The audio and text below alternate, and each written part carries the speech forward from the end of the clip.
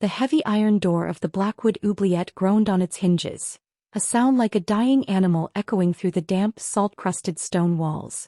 Inside, the air was thick with the scent of mildew and the metallic tang of impending finality. This wasn't a place for trial. It was a place for the end. At the center of the cell, chained to a ring bolt in the floor, sat the woman the kingdom called a monster. They said she had butchered the Earl of Vane in his sleep, a man of high standing, a pillar of the court. The law was absolute, blood for blood, and the executioner was to be none other than the Duke of Blackwood, a man whose heart was rumored to be forged from the same cold steel as the blade at his hip. Hello to all of you joining us today, I say softly, leaning into the mic with a warmth that defies the chilling story we are about to uncover. I'm so glad you're here. Whether you're watching from the rainy streets of London, the sun-drenched hills of California, or somewhere far beyond, thank you for sharing your time with me. How are you doing today? I truly hope you're holding up well. Before we descend further into this tale of shadows and secrets, have you joined our community yet? If you haven't subscribed to the channel, please consider doing so now. Your support is the heartbeat of these stories, and it ensures you never miss a moment of the journeys we take together. Now take a deep breath. We are going back into that cell. Duke Rick Deckard, named for a man who hunted shadows and a family that built empires, stepped into the flickering torchlight. His boots clicked with a lethal rhythmic precision against the stone. He was a man of duty, a man who saw the world in black and white crime and punishment. He had come to end a life, to uphold the crown's justice without a flicker of doubt. The woman, Ellen Ripley, did not look up. Her dark hair fell in matted tangles over her face. Her gown, once a masterpiece of silk, was shredded and stained with the grime of the dungeon. Rick drew the heavy executioner's sword, the Widowmaker, its edge gleaming with a predatory silver light. Ellen Ripley. His voice boomed, a low vibration that seemed to shake the very foundations of the prison. You have been found guilty of the high murder of your husband, the Earl. Do you have any final words before the blade meets your neck? He expected a scream. He expected a plea for mercy or a venomous curse. Instead, there was only a hollow, haunting silence. Ellen slowly raised her head. Her eyes weren't filled with the madness of a killer. They were filled with a terrifying, crystalline clarity. She didn't look at the sword. She looked directly into Rick's soul as if pitying him for the task he was about to perform. As she shifted to kneel, the tattered remains of her bodice slipped. The torchlight caught her shoulder, then her back. Rick's hand froze. The heavy steel blade wavered, the tip dipping toward the straw-covered floor. He didn't see the smooth skin of a pampered noblewoman. He saw a map of horror. There were jagged white lines that could only have come from a lash. There were circular, puckered burns that spoke of a cruelty so methodical it defied logic. Some were old, faded into silver ghosts, while others were angry, purple welts, fresh evidence of a nightmare that had lasted for years. These weren't the marks of a woman who had committed a crime of passion. These were the marks of a woman who had been systematically dismantled. The Duke's breath hitched in his throat.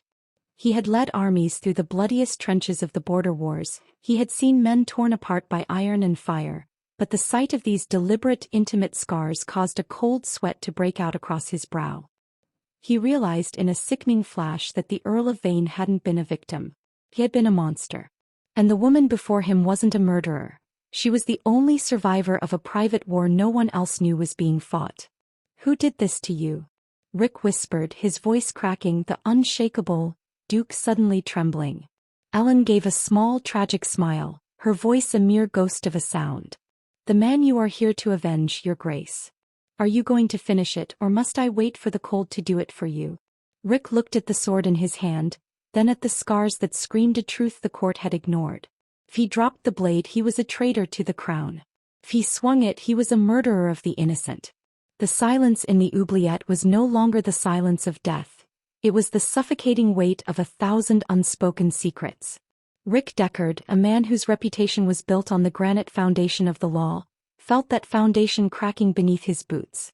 To the world, Rick was the Ice Duke, a veteran of the Great Northern campaigns who had returned from the front lines with a scarred face and an even more scarred heart.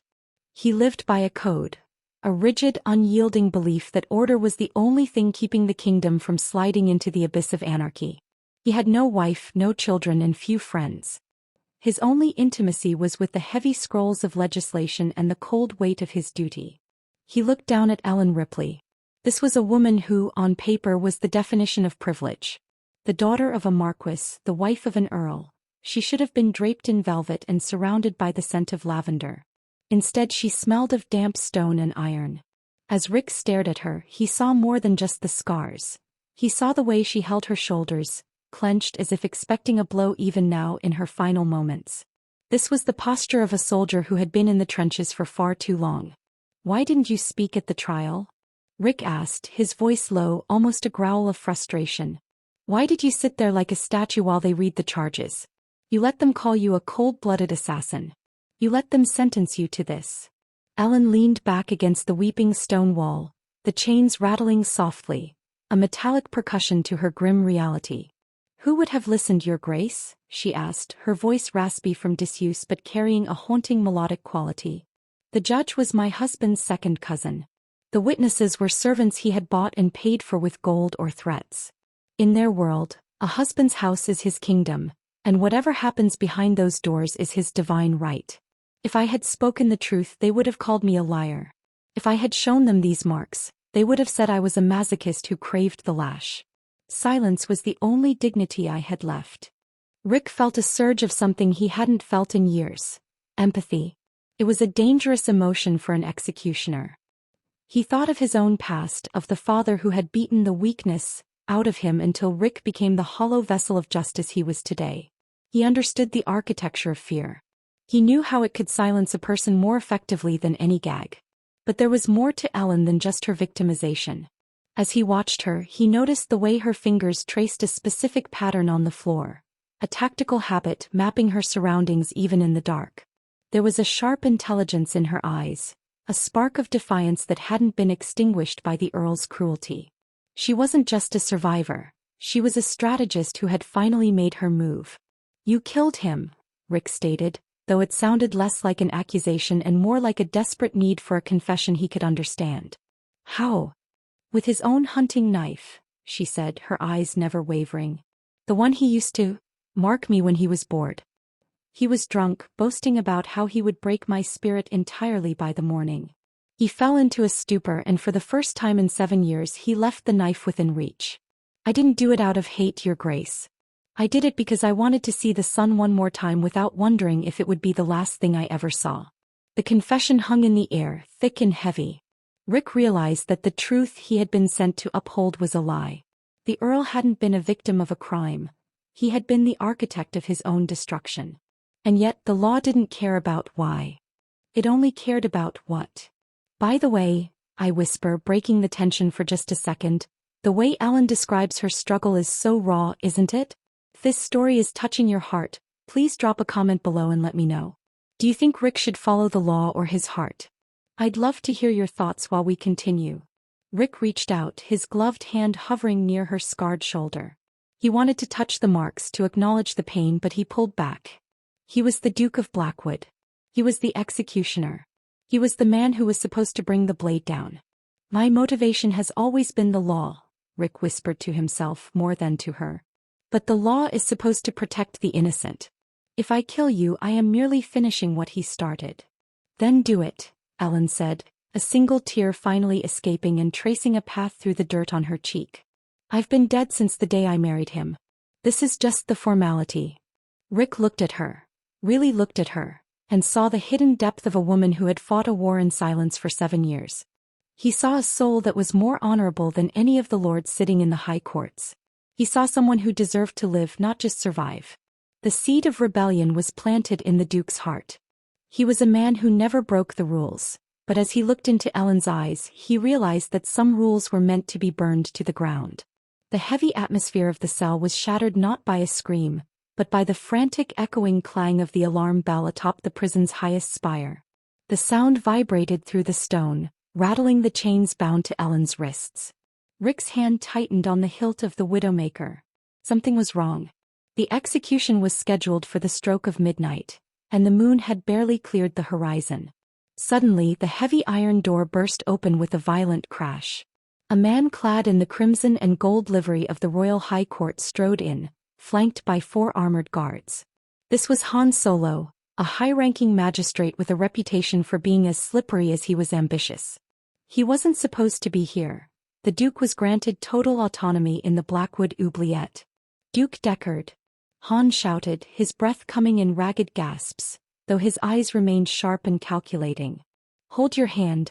There has been a development from the capital. The king has grown impatient with the privacy of this execution. Rumors are spreading that you've gone soft, that the Blackwood blood has thinned. He wants the woman moved to the public square. Immediately. Rick felt a surge of ice water in his veins. A public execution meant there would be no room for hesitation, no room for the truth. Once she was on that stage in front of the baying crowd and the king's representatives, there would be no way to save her.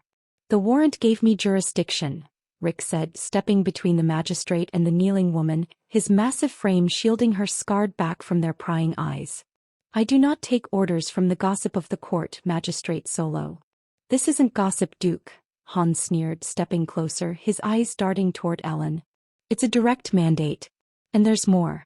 A witness has come forward, the Earl's secret scribe. He claims he has proof that the murder wasn't just an act of a distraught wife. He claims Ellen Ripley was part of a larger conspiracy to overthrow the provincial lords. They're labeling her a high traitor now, not just a murderess. Rick looked back at Ellen. Her face went pale, a look of genuine shock crossing her features. A conspiracy, she whispered. I didn't even have the keys to my own bedroom, let alone a conspiracy. Rick knew instantly that the scribe was a plant. The nobility wanted her silenced permanently, and they wanted her reputation destroyed so no one would ever look into the Earl's private life. They were burying the truth under a mountain of lies. But then the first major twist of the night hit like a physical blow. As the guards moved forward to seize Ellen, one of them, a young man with a familiar sharp jawline, stumbled. His helmet fell off, clattering on the stones. Rick's breath hitched. He knew that face. It was Arthur Shelby, the younger brother of the Earl of Vane, the man Ellen had supposedly killed. Arthur didn't look like a grieving brother. He looked like a man possessed by a terrifying romantic obsession. He didn't look at the Duke. He looked at Ellen with a mixture of hunger and madness. She's mine, Magistrate, Arthur hissed, stepping out of rank. The king promised me her custody before the blade falls. He said I could interrogate her for the names of the other conspirators. The realization struck Rick like a lightning bolt. This wasn't just about justice or even a cover-up. Arthur had wanted Ellen for years. The Earl hadn't just been a monster. He had been a rival. Arthur wanted to inherit not just the Earl's lands but his victim. If Rick handed her over, Ellen wouldn't just die. She would be tortured and broken in ways the Earl hadn't even imagined. No, Rick said, his voice dropping to a dangerous low frequency. Excuse me, Duke? Han Solo asked, his hand drifting toward the dagger at his belt. She stays here, Rick declared, the tip of the Widowmaker rising to point directly at the magistrate's throat. I am the High Executioner. The sentence is death and the method is mine to choose. If you want her, you'll have to walk through me. The room became a powder keg. The four guards drew their swords and Arthur's eyes flared with a psychotic rage. Rick was one man against 5 in a locked cell defying the king's new mandate. In that moment of absolute tension, Ellen Ripley did the last thing anyone expected. She stood up, her chains clashing, and grabbed the torch from the wall sconce. If you want a show, Magistrate, she spat, her voice ringing with a fierce new power, I'll give you one. She didn't aim for the guards. She thrust the torch into the dry straw bedding of the cell, and within seconds, a wall of flame erupted between the two groups. In the chaos of the smoke and fire, Rick made a choice that would end his life as a nobleman forever. He didn't swing the sword at Ellen. He swung it at the chains binding her to the wall. The spark had been lit, literally and figuratively. Rick Deckard, the man of the law, had just become an outlaw. The fire roared, a hungry beast devouring the oxygen in the cramped stone chamber. Smoke, thick and oily from the ancient straw and damp moss, coiled around the ceiling like a shroud. Rick Deckard didn't hesitate. As the sparks flew, he grabbed Ellen by the arm, not with the grip of a captor but with the urgency of a lifeline. Move, he roared over the crackle of the flames. Magistrate Han Solo screamed for the guards to advance, but the heat was a physical wall. Through the shimmering veil of orange and black, Rick saw Arthur Shelby's face. It wasn't fear that twisted the young noble's features, but a frantic, obsessive hunger. Arthur lunged through the edge of the fire, his cloak catching a spark, his blade aimed not at Rick but at Ellen's throat. He would rather see her dead than let her escape his reach. Rick parried the blow with a bone-jarring clang of steel. The Widowmaker was a heavy weapon designed for execution, but in Rick's hands, it became a whirlwind of defensive fury. He shoved Arthur back into the smoke and kicked a heavy wooden stool into the path of the oncoming guards. The drainage grate. Rick shouted to Ellen, pointing toward the corner of the cell where the floor sloped. It leads to the sea cliffs. Go. Ellen didn't waste a breath. She was a woman who had spent years calculating her movements in the dark. She moved with a desperate, fluid grace. She threw her weight against the rusted iron bars of the floor grate while Rick held the doorway. Wait, I say, the urgency in my voice rising to match the scene. Can you feel the heat of that fire? Can you feel the heartbeat of a man who is throwing away everything he's ever known for the sake of what's right? If you're rooting for them to make it out of that cell, show some love in the comments. Hit that subscribe button if you believe that even the darkest night can't hide the truth forever. The grate gave way with a screech of protesting metal. Ellen slipped into the darkness of the narrow chute just as a guard's spear grazed Rick's shoulder, tearing through his velvet doublet and drawing a line of fire across his skin. Rick didn't flinch. He delivered a brutal pommel strike to the guard's visor and dived into the hole after her. They tumbled down a slick, narrow tunnel filled with the stench of salt and centuries of waste, finally bursting out into the freezing night air. They fell onto a narrow ledge of shale hundreds of feet above the churning, jagged rocks of the Blackwood coast. The wind howled like a choir of ghosts. We can't stay here, Rick gasped, catching his breath as he pulled Ellen to her feet. Solo will have the hounds out within the hour. He knows these cliffs. Why are you doing this? Ellen asked, her voice trembling, not from the cold but from the sheer impossibility of the situation. You were the one holding the sword. You're the king's hand here. You've just signed your own death warrant. Rick looked at her, the moonlight catching the hard angles of his face and the deep, weary sorrow in his eyes. I've spent my life serving a law that I thought was blind to status. Tonight I saw that the law was just a blindfold used to hide the crimes of men like your husband. I'm not saving you, Ellen. I'm saving what's left of my soul. They began a treacherous descent down the Devil's Ladder, a series of narrow footholds carved into the cliffside. Every step was a gamble. The wind threatened to tear them from the rock face, and the spray from the ocean below made the stones as slick as ice. As they climbed, a strange, fragile tension began to grow between them. It wasn't the romance of a ballroom. It was the raw, jagged intimacy of two people who had both been broken by the same system.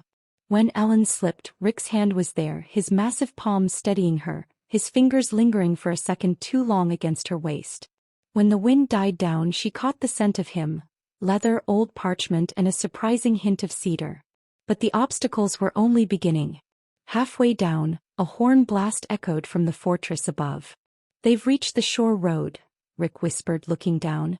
Below them, a line of torches began to snake along the beach. They were being hemmed in. Rick led her into a hidden sea cave, a place he had discovered as a boy. Inside, the sound of the waves was a deafening roar. He turned to her, his face inches from hers in the cramped space. They'll check the main paths first, Rick said, his voice a low vibration. We have to wait for the tide to turn. But there's something you're not telling me, Ellen. Han Solo didn't come just for an execution.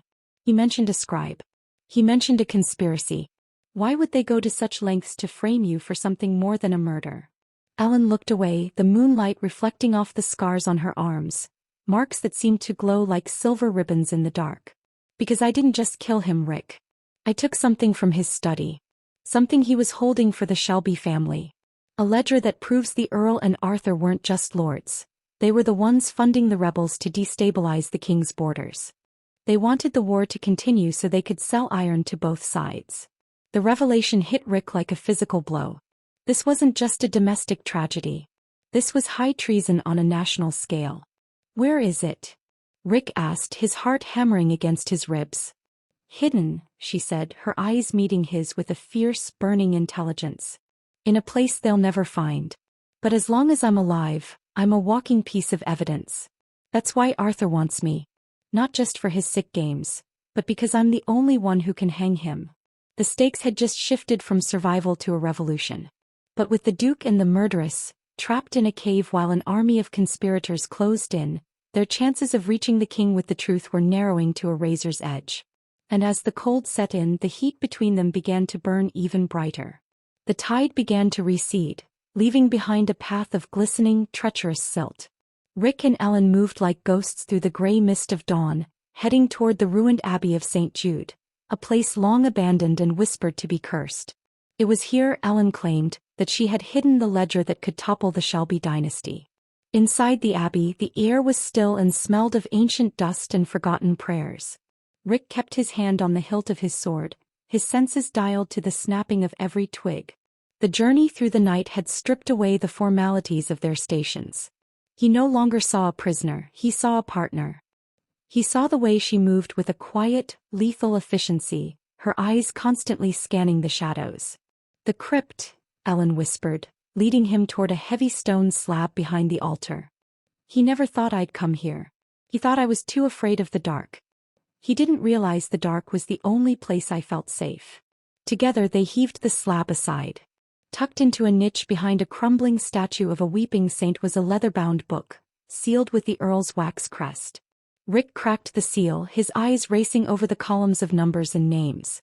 His blood ran cold. It wasn't just the Shelbys. There were names here from the king's own inner circle. This wasn't just a conspiracy, it was a shadow government.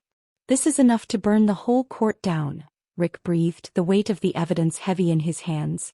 "Which is why we can't let it reach the capital," a smooth, oily voice echoed from the vaulted ceiling. Rick spun around, pushing Ellen behind him.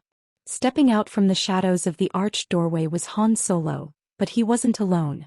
Standing beside him, looking smug and entirely too comfortable, was Dominic Toretto, Rick's own first lieutenant and the man he had trusted with his life for a decade. Dominic.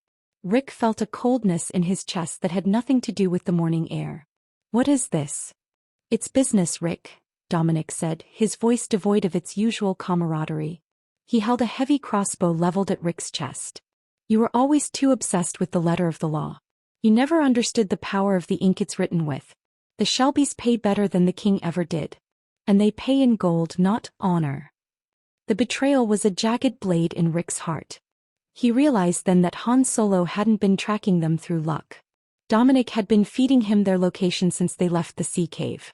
"Give us the ledger, Duke," Han Solo commanded, stepping forward with a triumphant smirk. "And perhaps I'll let you die like a soldier instead of a traitor. As for the girl, Arthur is waiting for her at the crossroads. He's very eager to resume his interrogations." Rick looked at Ellen. In her eyes he didn't see the fear he expected. He saw a shared understanding. They were both outcasts now, hunted by the very world they had tried to live within. In that moment of shared vulnerability, Rick reached out and took her hand.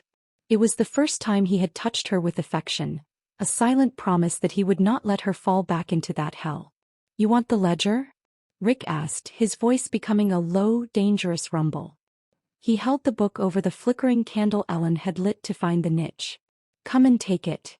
Before we see what happens next," I whisper, my voice thick with the gravity of the moment. "Have you ever felt the sting of a betrayal from someone you trusted? It's a pain that cuts deeper than any sword. If you're standing with Rick and Ellen right now, let me know in the comments.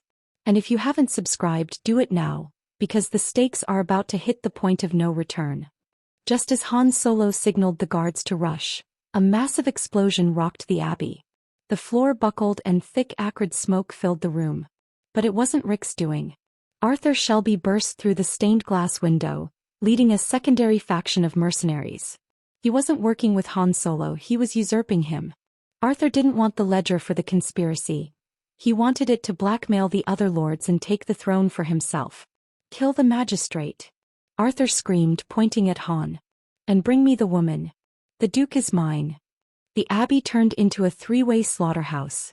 Rick grabbed Ellen, the ledger tucked firmly into his belt, and they dived through a side door into the overgrown graveyard. But as they ran, a bolt from Dominic's crossbow whistled through the air. Rick grunted, a sharp gasp of pain escaping his lips as the bolt buried itself in his thigh. He stumbled, falling against a moss-covered headstone. "Rick." Ellen cried, kneeling beside him, her hands instantly flying to the wound. Go, Rick wheezed, his face turning ashen. Take the book. Get to the capital. Use the secret mountain pass we talked about. I'm not leaving you, she snapped, her eyes burning with a fierce, unexpected passion. She ripped a strip of cloth from her already tattered dress and tied a frantic tourniquet around his leg. You're the first person in 7 years who didn't look at me like a piece of property. I won't lose you to these vultures. Behind them, the sounds of the battle in the abbey were fading, replaced by the rhythmic thumping of boots on the grass. They were being hunted, wounded, and cornered. The world felt smaller than it ever had, reduced to the space between two broken people and a book that held the fate of a kingdom. Everything they believed about their allies was a lie. Rick was bleeding out, and the most dangerous man in the province was only seconds away. The cold iron of the shackles felt different this time, heavier, more final. Rick Deckard lay on the freezing stone floor of a transport carriage, his leg throbbing with a rhythmic, agonizing heat. The crossbow bolt had been roughly pulled out, leaving a jagged hole that wept blood into the straw. But the physical pain was nothing compared to the hollow ache in his chest. Through the small, barred window of the carriage, he watched the silhouettes of the Shelby mercenaries.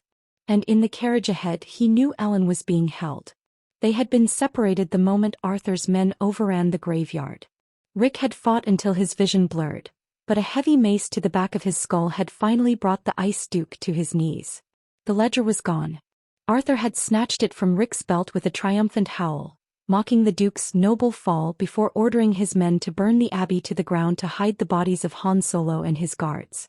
We've reached the nadir of our journey, I say, my voice dropping to a somber, intimate tone. Have you ever been at a point where every door seemed locked and every light had gone out? That's where Rick and Ellen are now. It's the moment where the spirit is tested more than the body. If you're feeling the weight of this moment, stay with me. Don't give up on them yet. And if you're new here, please subscribe. We don't leave our heroes in the dark. The carriage jolted to a halt. The doors were flung open and Rick was dragged out by his hair, his wounded leg dragging uselessly behind him. They were at the Shelby's ancestral estate, a jagged fortress of black stone known as the Vulture's Nest. Arthur Shelby stood in the courtyard, the moonlight casting long, distorted shadows across his pale, manic face. Beside him, held firmly by two massive brutes, was Ellen. Her dress was ruined, her face bruised, but her eyes, those fierce, unbreakable eyes, were fixed on Rick. Look at him, Ellen, Arthur sneered, pacing around her like a predator. Your savior. The great Duke. He looks more like a gutter dog now, doesn't he? And all for what? For a woman who was already dead. Arthur stepped closer to Ellen, his hand reaching out to touch the scars on her collarbone, the marks he and his brother had likely cheered for in years past. You thought you were clever hiding that ledger. But now I have the book, I have the Duke's head for the king's platter, and I have you back where you belong. I will never belong to you, Ellen spat, her voice ringing with a defiance that made Arthur's smile vanish. We'll see about that, Arthur hissed. He turned to his men. Throw the Duke into the pit. Let the infection take his leg first, then his life. And take her to the Red Room. I want her to remember why she was so afraid of the Earl. Rick struggled against his bonds, a roar of primal fury tearing from his throat as they dragged Ellen away. Arthur, I will kill you. I will tear your heart out with my bare hands. Arthur only laughed, a high wheezing sound that echoed off the cold stone walls. You're a ghost, Deckard. And ghosts don't kill. Rick was thrown into a deep, circular pit in the center of the fortress. The walls were slick with algae and moss, rising 20 feet high with no handholds. He slumped into the filth at the bottom, the fever from his wound finally beginning to take hold.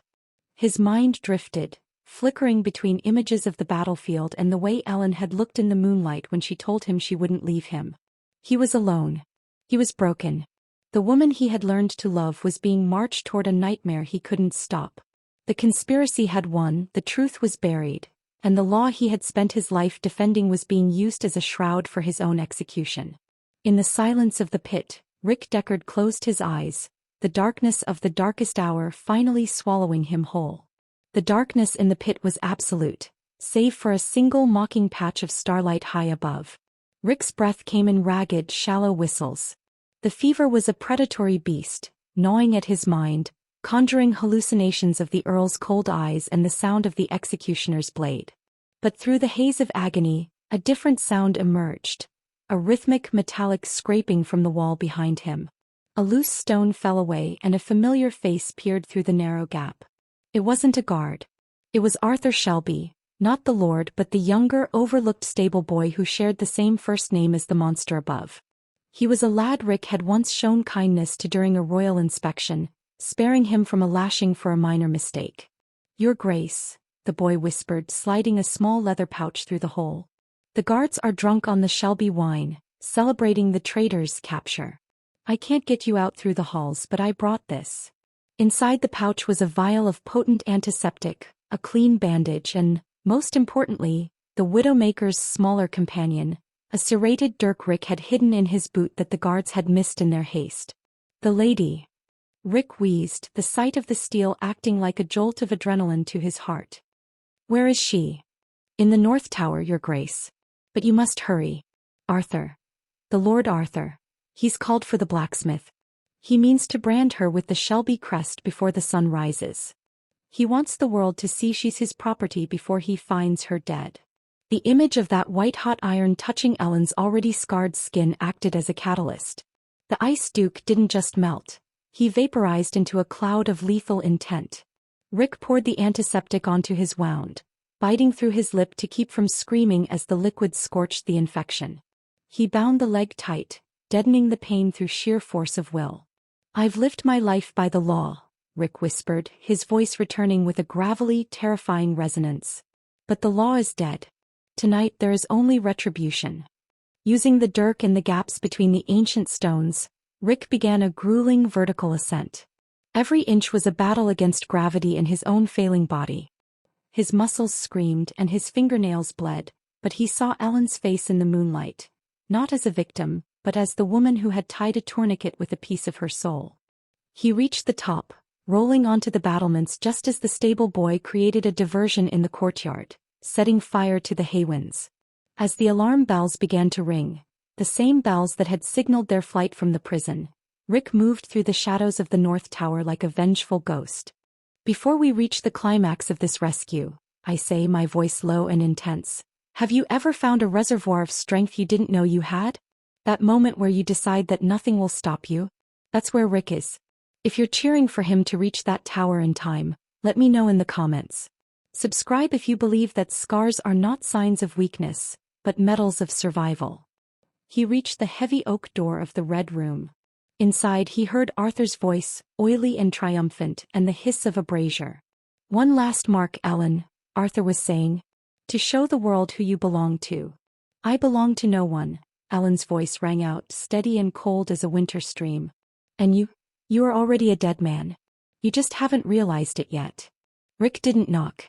He put his shoulder to the door with the weight of every injustice he had ever witnessed. The wood splintered.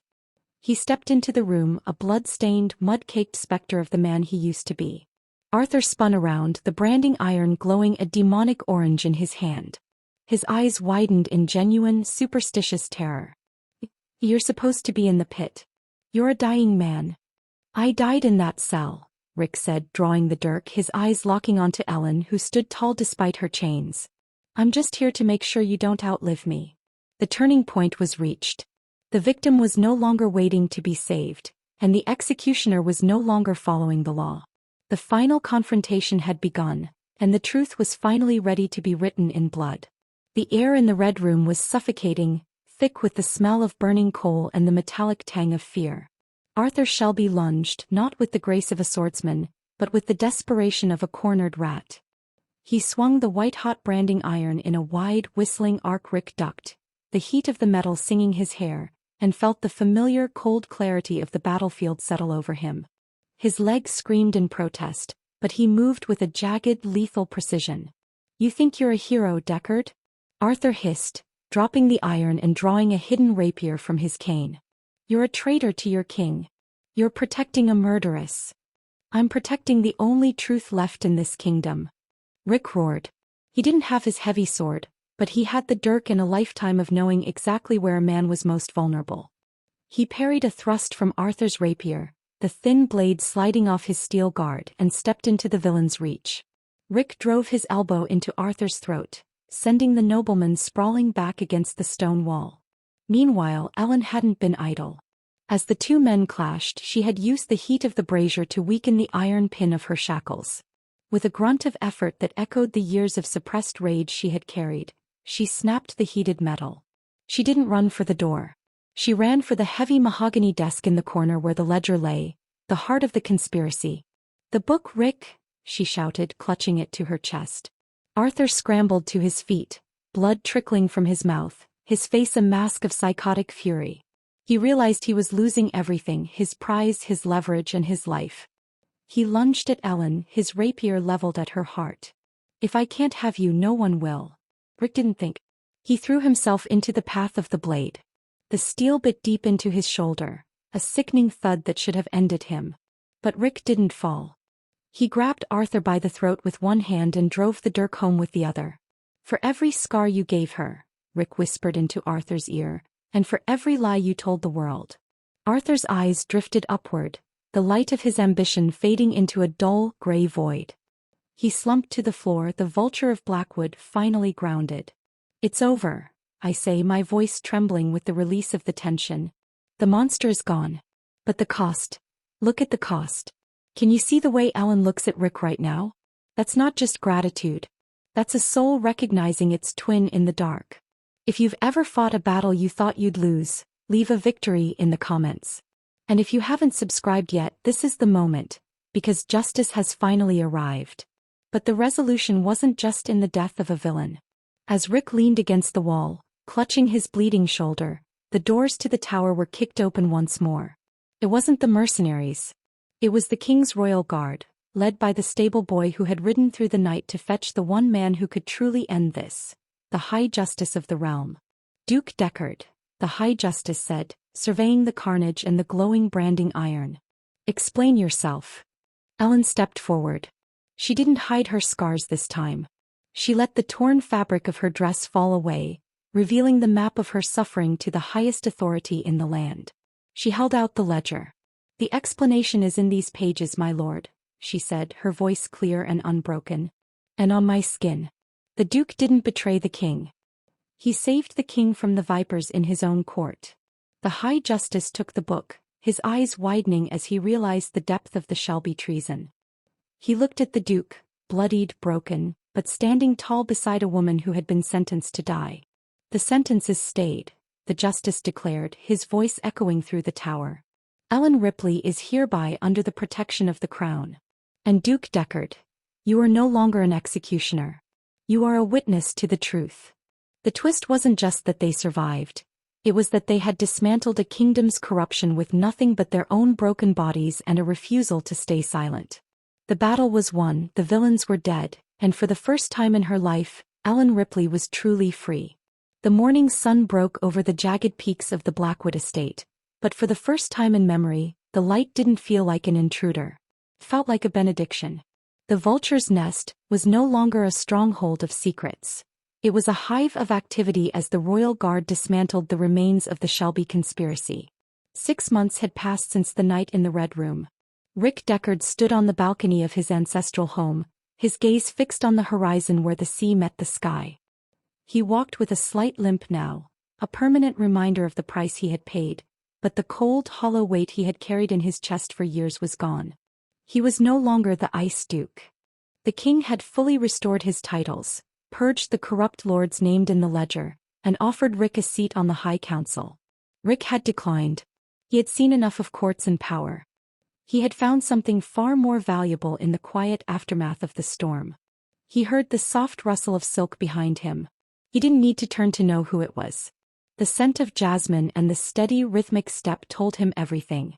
Ellen Ripley joined him at the railing. She was dressed in a gown of soft, sapphire velvet, her hair glowing like mahogany in the sunlight. The bruises were gone, and while the scars remained, etched forever into her skin, they no longer looked like marks of shame. They looked like silver armor, the history of a woman who could not be broken. "The physician says the clinic in the village is nearly finished," Ellen said, her voice warm and full of a life that once seemed impossible. "The women from the valley, they're already coming to us. They've heard there's a place now where no one is ignored and no one is silenced. Rick reached out, taking her hand and interlacing his fingers with hers. You've given them more than a clinic, Ellen. You've given them a voice. You've given them what you had to fight for alone. I wasn't alone, she whispered, leaning her head against his shoulder. In the end, you held the sword for me, not against me. They stood in the warmth of the sun, two survivors who had turned their shared trauma into a sanctuary. The king had granted Ellen a full pardon and a title in her own right, but she preferred the simple life they had built together at Blackwood. The law was no longer a cold, abstract concept to them. It was a living promise to protect those who couldn't protect themselves. The romance that had sparked in a burning cell had blossomed into a deep, unwavering partnership. There were no more secrets, no more shadows. When they looked at each other, they didn't see a murderess or an executioner. They saw a man and a woman who had walked through fire and come out forged into something stronger. Our journey ends here, I say, my voice drifting into a gentle, satisfied tone. It's a reminder that no matter how deep the scars or how dark the night, the truth has a way of rising. Justice isn't just about punishment. It's about the courage to see the person behind the crime. Thank you so much for staying with me until the very end of this 40-minute journey. Your support means the world to me. If this story moved you, please leave a final comment. Tell me what survival means to you. And if you haven't yet, subscribe to join our family. Until the next story, take care of yourselves and remember, your scars are just proof that you were stronger than whatever tried to hurt you. As the camera of our minds pulls back, we see Rick and Ellen turn away from the balcony and walk back into the warmth of their home, hand in hand. The Widowmaker sword hung above the hearth, now a relic of a past that would never return. Ahead of them lay a future built on peace, a new beginning where the only marks left to be made were those of love and a life well lived.